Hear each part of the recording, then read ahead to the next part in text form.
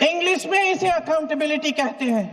हमें सत्ता देकर हमें यहाँ तक लाकर सिर्फ उसकी ये गुहार है कि जो हम करें उसकी भलाई के लिए करें, और अगर उनके साथ अन्याय हो तो हम उनके प्रति जवाबदेह बने और उन्हें न्याय दिलवाएं। पिछले दिनों हजारों बच्चे सड़क पर उतरे। उन्होंने अपनी पीड़ा व्यक्त की। गांधी जी के दिखाए हुए रास्ते पर अहिंसा और सत्य को अपने दिलों में रखते हुए गाते मुस्कुराते हुए शांतिपूर्वक प्रदर्शन किया। लोकतंत्र के सबसे पवित्र सिद्धांत के तहत उन्होंने अपनी आवाज उठाने का अधिकार कायम किया।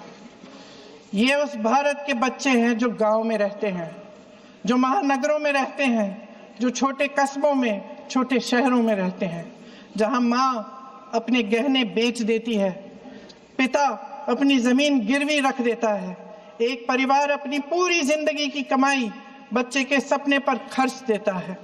और अब उन्हीं बच्चों को लगने लगा है कि आज इस देश में मेहनत से ज्यादा बेईमानी मायने रखती है, मेरिट से ज्यादा पैसा मायने रखता है। तब सिर्फ एक छात्र नहीं हारता, उम्मीद हारती है। इन परेशान बच्चों ने अपनी उम्मीदें आपसे साझा की। उनकी मांगे क्या थी?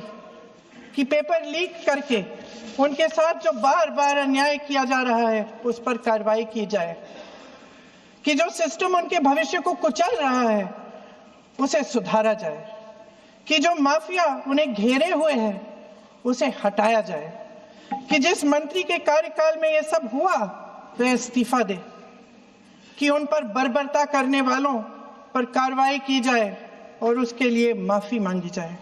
बस यही उनकी मांग थी ना, कि जो शिक्षा और स्वतंत्र अभिव्यक्ति का अधिकार उन्हें संविधान ने दिया है उसे कायम रखा जाए। महोदय, हमारे एजुकेशन सिस्टम में कुछ समय से बहुत खामियां भर चुकी हैं। बच्चों पे जो प्रेशर डाला जाता है उसकी वजह से सैकड़ों बच्चों ने आत्महत्या कर डाली है। उससे भी ज्यादा बच्चे डिप्रेशन में डूब रहे हैं। परिवारों पर बच्चों को पढ़ाने लिखाने के लिए घूस, capitation fees, tuition fees, coaching fees आदि के घिनौने दबाव हैं। लोन लेने पड़ते हैं, सामान बेचना पड़ता है और उसके बावजूद कोई गारंटी नहीं कि उनके बच्चों के भविष्य मजबूत बन पाएंगे, क्योंकि बेरोजगारी चरम पे है। इस सरकार ने रोजगार पैदा करने वाले सभी सेक्टर्स को लगातार कमजोर किया। एग्जामिनेशन सिस्टम खुद फेल हो गया है। पिछले दशक में 152 पेपर लीक हुए, 750 करोड़ छात्र प्रभावित हुए, मगर एक भी दोषी, एक भी माफिया को सजा नहीं।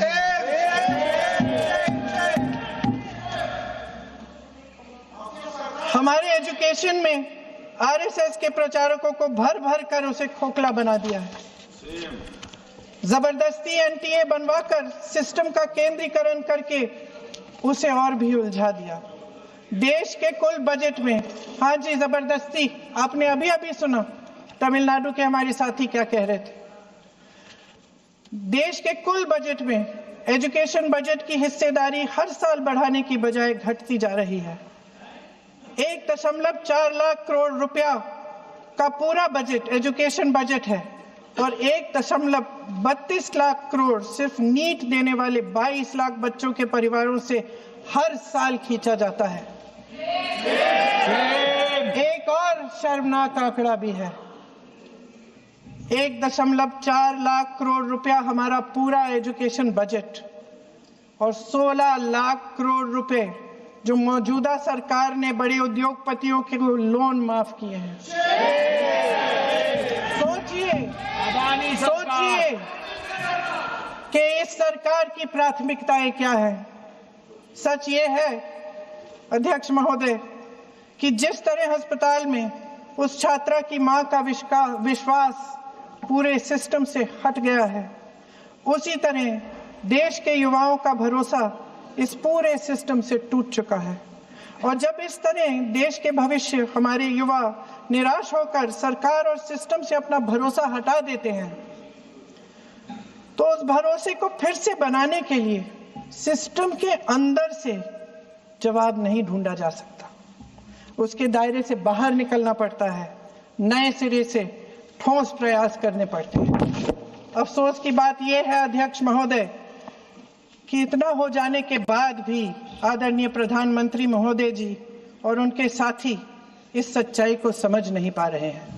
वे अभी भी ये सोच रहे हैं कि पीआर, नैरेटिव चेंज और पालतू मीडिया के सहारे एक बार फिर उनकी नैया पार हो जाएगी। परसों शिक्षा मंत्री जी ने शर्मनाक परिस्थितियों में अपना इस्तीफा दिया और कल यहीं मकर द्वार पर मेरे सत्ता पक्ष के सांसदों ने जिंदाबाद के नारे चिल्लाते हुए उनका संसद में ऐसे स्वागत किया जैसे मानो कोई सुपरस्टार पहुंच गए हैं। विडंबना देखिए महोदय, जब भूतपूर्व शिक्षा मंत्री को मुकुट पहनाया जा रहा था, स्वागत हो रहा था उनका, तब महाराष्ट्र में एक परिवार पेपर लीक पीड़ित अपनी बेटी की आत्महत्या का शोक मना रहा था। आपकी सरकार ने देश के करोड़ों छात्रों को क्या संदेश दिया? आपको किस बात का गौरव है, किस बात का अभिमान है? ये कौन सा अहंकार है? जहां आंखों में शर्म होनी चाहिए वहां बेशर्मी और स्वागत के नगाड़े बजाए रह रहे हैं। एक तरफ मातम है, दुख है, यहाँ फूल माला डाल रहे हैं। कोई आप पर कैसे यकीन करे?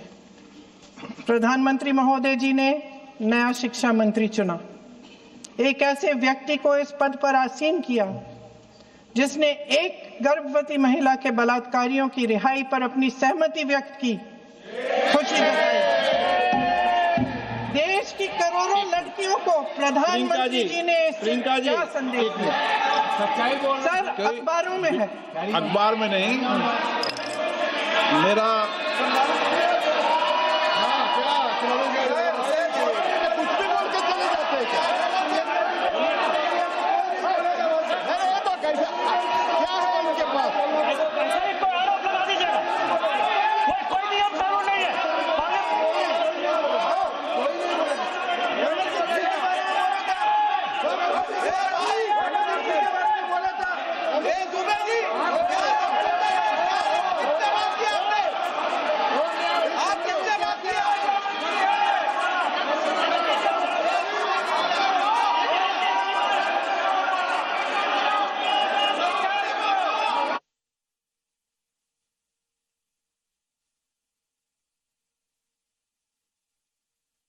सीधी तस्वीरें इस वक्त जो सदन की कार्यवाही इस वक्त चल रही है वो हम आपको यहां पर दिखा रहे हैं। इस वक्त प्रियंका गांधी अध्यक्ष महोदय जी, जो श्रीमती प्रियंका वाड्रा गांधी जी बोल रही थी, तो बीच में उनके वहां से भी टोका टोकी पहले भी हुए, हमारे यहाँ से भी हुए थे।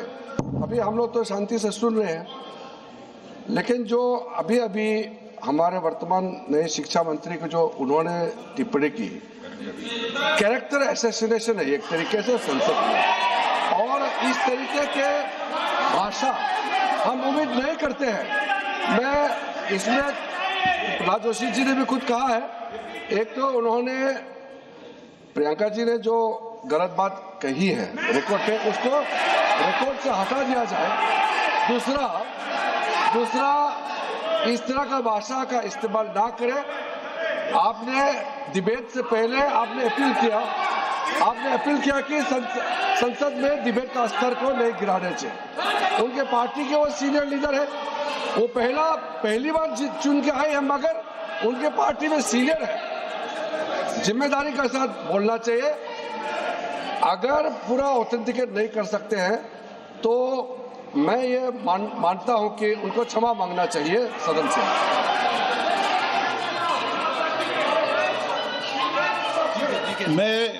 मेरा मत ये सदन के अंदर, ये सदन सर्वोच्च लोकतांत्रिक संस्था का सदन है।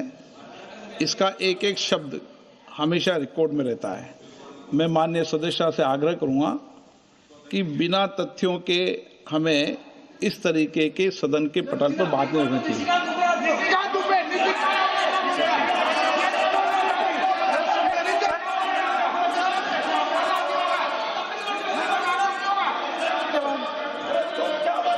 ये तो डिलीट कर दिया, लेकिन आगे भी वो भी डिलीट करो सर। ये तो किसी का बोलता वो भी ये सीधे का बोल रहा था। सर जो प्रहलाद जोशी जी ने बिल्किस बानो के बलात्कारियों की रिहाई पर जो बयान दिए, उसका प्रमाण मैं आपको दे दूंगी, मैं भेज दूंगी।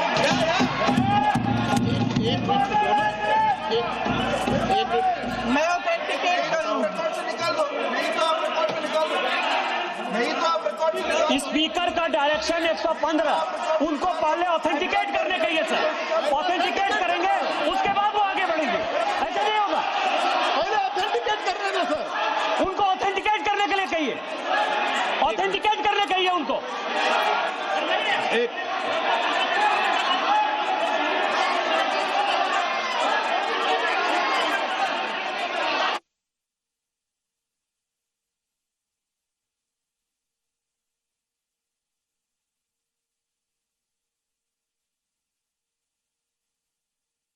तो प्रियंका गांधी की टिप्पणी पर दरअसल शिक्षा मंत्री को लेकर उन्होंने कुछ टिप्पणी की, जिसे लेकर जो सत्ता पक्ष है वो सदन में हंगामा करने लगा। किरण रिजिजू उठे, उन्होंने कहा कि उन्हें माफी मांगनी चाहिए क्योंकि ये सीधे सीधे कैरेक्टर असैसिनेशन कर रही हैं आप हमारी मंत्री का, और इसकी इजाजत नहीं दी जा सकती है। नए मंत्री पर गलत बात कही है प्रियंका गांधी ने, और बाकी और जो सांसद वहां पर थे निशिकांत दुबे, वो ऑथेंटिकेट करने की बात यहाँ आप उनको बोलने तो आप मत करो डिस्टर्ब। मैं एक विषय बता दूं, एक मिनट बताऊं। नियम 353 के अंदर फिर मैं एक बार स्पष्ट कर दूं, किसी भी सदस्य द्वारा किसी भी व्यक्ति के विरुद्ध मानहानि या अभियोगात्मक प्रकृति का कोई आरोप नहीं लगाया जाएगा जब तक कि सदस्य ने अध्यक्ष और संबंधित मंत्री को पर्याप्त अग्रिम सूचना नहीं दे दी हो। ये व्यवस्था है।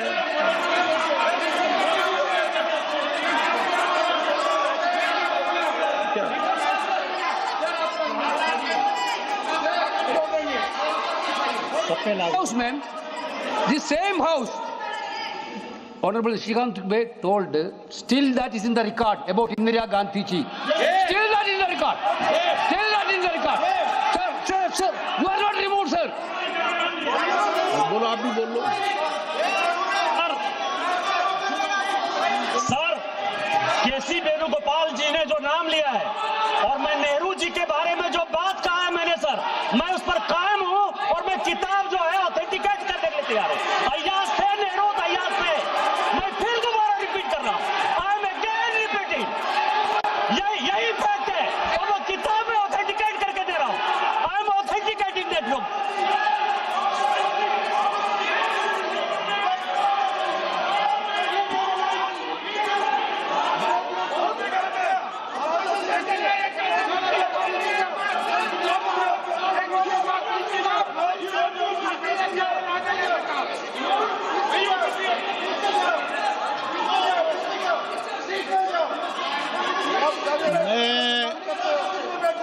मैं जब आसन पर होता हूं, जो मैं व्यवस्था देता हूं, चाहे सत्ता पक्ष हो या प्रतिपक्ष हो, मैं समान व्यवस्था देता हूं।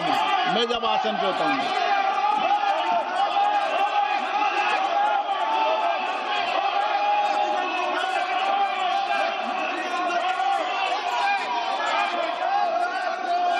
प्लीज बोलने दो। आप उनको बोलने दें, उनको बोलने दें। नो, अरे आप उनको नहीं बोलने देना चाहते? चलिए 114 प्लीज चाहिए। सर प्रियंका जी को ऑथेंटिकेट करना चाहिए और जो मिस इन्फॉर्मेशन कर रहे हैं, नहीं तो मिस इन्फॉर्मेशन के लिए कार्रवाई करना चाहिए सर। ये क्या कुछ भी बोल के चल सकता है क्या? और procedure for the minister the correcting the mistake 114 में अगर वो आपने जो रूल का जिक्र किया 353 में, मुझे कोई नोटिस नहीं दिया है, मैं इधर प्रेजेंट हूँ और मैंने ऐसे कैसे बिना ऑथेंटिकेशन बोल सकते, मुझे बिना नोटिस दिए हुए। इसलिए मैं इसको खंडन करता हूँ और उसको एक्सपेल करना चाहिए और उनको माफी मांगना चाहिए।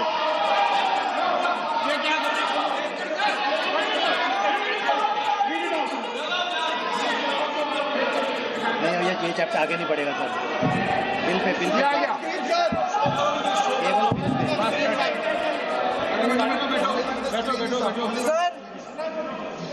Sir, here is a newspaper माननीय article. सदस्य,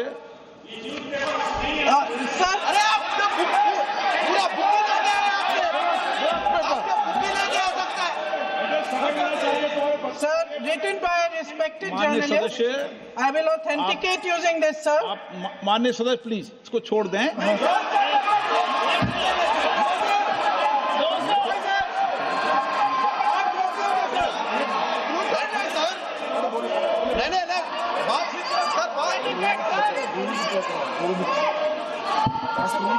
सर, अगर जोशी जी अपने बयान का इस खंडन कर विधेयक रहे पर ही हैं क्या? चर्चा होगी। आप इस बयान का खंडन कर रहे हैं क्या नहीं, जोशी जी? माननीय से पूछेगा। सदस्य, मैं आपसे फिर आग्रह कर रहा हूं, इस सदन में इस विधेयक पर ही चर्चा होगी। फिर भी नो, ये विधेयक का विषय नहीं है। आप नो, आप बोलो तो विधेयक पर बोलो, ये मेरी अपेक्षा आपसे। प्लीज छोड़िए, इस विषय को छोड़िए।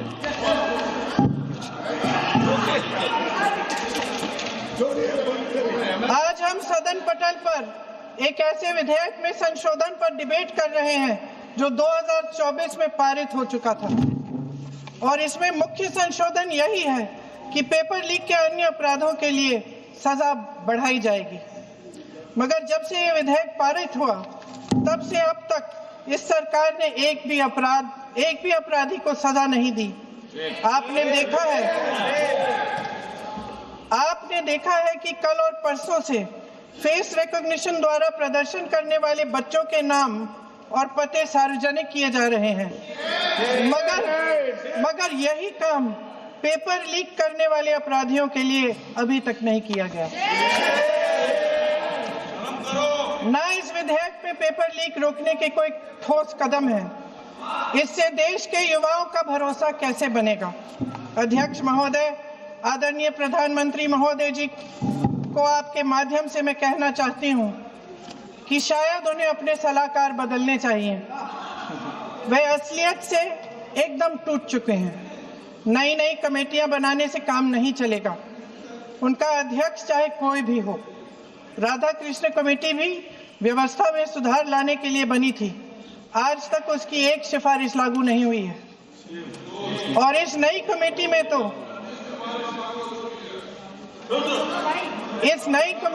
तो एक एक्स-आईबी चीफ, फिर चिल्लाएंगे, एक एक्स-आईबी चीफ, एक आईटी कंपनी के मालिक और एक गौमूत्र के विशेषज्ञ भी हैं।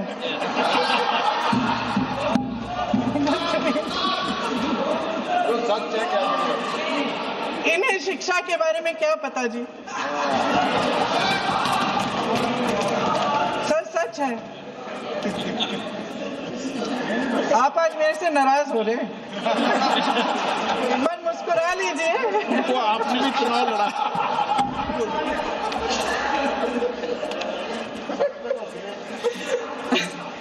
सर, फास्ट ट्रैक कोर्ट्स का रिकॉर्ड पहले से ही बहुत खराब है। वैसे भी कल की सुनवाई में सीबीआई का वकील पेश ही नहीं हुआ। संसद में विपक्ष को दोषी ठहराने से, खोखले राजनीतिक खेल खेलने से काम नहीं चलेगा। आप जेन जी का भरोसा वापस जीतना चाहते हैं तो नए एंगल से अपने फोन से नए वीडियो बनाने से नहीं होगा।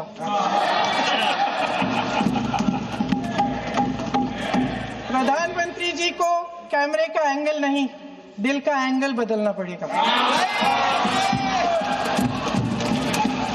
ये जेनरेशन जागरूक है, समझता है, झूठ पहचानने की उसकी अपार क्षमता है। इनका दिल और दिमाग जीतने के लिए आपको सच्चाई पर उतरना पड़ेगा। आपके शासन के चलते इस नौजवान पीढ़ी के साथ घोर अन्याय हुआ है, बर्बरता हुई है। इस सच्चाई को स्वीकार करिए। अपनी जिम्मेदारी से पीछे हटने से काम नहीं चलेगा। आदरणीय प्रधानमंत्री महोदय जी, आपको जिम्मेदारी लेनी पड़ेगी, ठोस कदम उठाने पड़ेंगे। शिक्षा विशेषज्ञों को इकट्ठा कीजिए, छात्रों, अध्यापकों, सभी स्टेक होल्डर्स को साथ लेकर अन्य विचारधाराओं के थॉट लीडर्स के साथ गहरी चर्चाएं करवाकर एक नई शिक्षा प्रणाली तैयार कीजिए। मौजूदा नेशनल एजुकेशन पॉलिसी में 8 महीने तो एग्जाम चलते हैं, अध्यापकों को पढ़ाने का समय नहीं मिलता। सिर्फ आरएसएस के लोगों से भरने की बजाय सिस्टम को शिक्षित, एजुकेटेड, उन्नत और उदार दृष्टिकोण के लोगों से भी भरिए, जिनकी योग्यता सिर्फ उनकी विचारधारा न हो। रोजगार पैदा करने के सख्त कदम उठाइए, इस पर फोकस करिए। मेडिकल कॉलेजेस की संख्या बढ़ाइए, चिकित्सा शिक्षा का विस्तार कीजिए, ताकि ये बच्चे जो मेहनत कर कर के भी अपने भविष्य नहीं बना पा रहे हैं, एक उज्जवल भविष्य का सपना देख पाए। अध्यक्ष महोदय, छात्रों को सड़क से हटाया जा सकता है, लेकिन उनके सवालों को नहीं। हर लाठी जो किसी लड़की पर, किसी लड़के पर चली है, वे बच्चों की पीठ से ज्यादा सरकार की साख पर पड़ी है। देश के नौजवान न्याय मांग रहे हैं, भीख नहीं। वे यहाँ सरकार गिराने नहीं, अपना भरोसा बचाने के लिए आए थे। अध्यक्ष महोदय, आपके माध्यम से मैं सरकार को कहना चाहती हूँ, अपनी साख बचाइए, अपनी नीयत ठीक करिए, अपनी अकड़ का इलाज कीजिए, अपने वादों पर अमल कीजिए।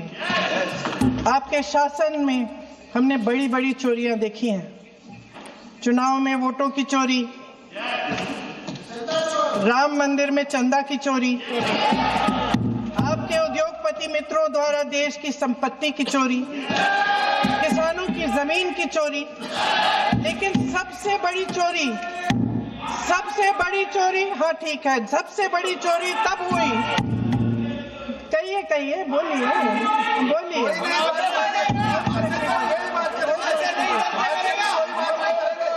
सुन लीजिए, शांति से सुन लीजिए, शांति से सुन लीजिए। आपको मौका मिलेगा, आप जितनी भी चोरियों की बात कर